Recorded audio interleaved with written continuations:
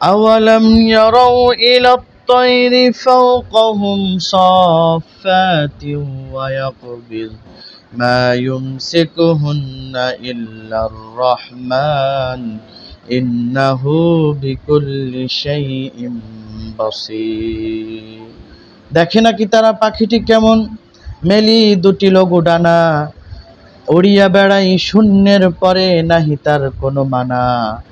আবার সে ডানা গুটাইয়া চলে কিন্তু পড়ে না তবু, বলো কে বা তারে শূন্যে রাখিয়াছে, ভিন্ন সে এক প্রভু। রব্বুল আলামিন এমন কুদরতওয়ালা, পাখি যখন আকাশে ওড়ে ডানা এইভাবে ঝাপটাইতে থাকে, মাঝে মধ্যে পাখি ডানা গুটায় নাই, বুকের সাথে গুটায় নাই, কিন্তু দেখেন রব্বুল আলামিন এমন ক্ষমতাধর যে পাখি গোটায় নিলে শূন্যে পড়ে যায় না, বরং পাখিটা কিন্তু স্থিরভাবে আরো স্পিরিটে রকেটের ন্যায় চলতে থাকে। ক্ষমতা কার?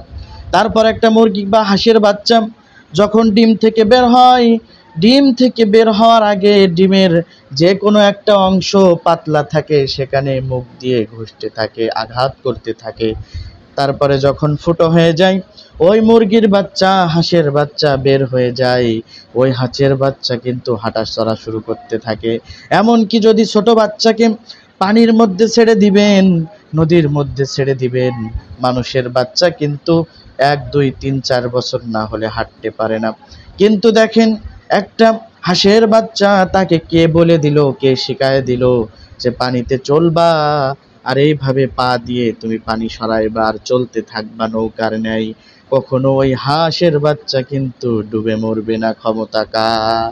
কদেরে কুদরতদারি বরকামাল, আনতা রব্বি আনতা হাসবি জুল জালাল।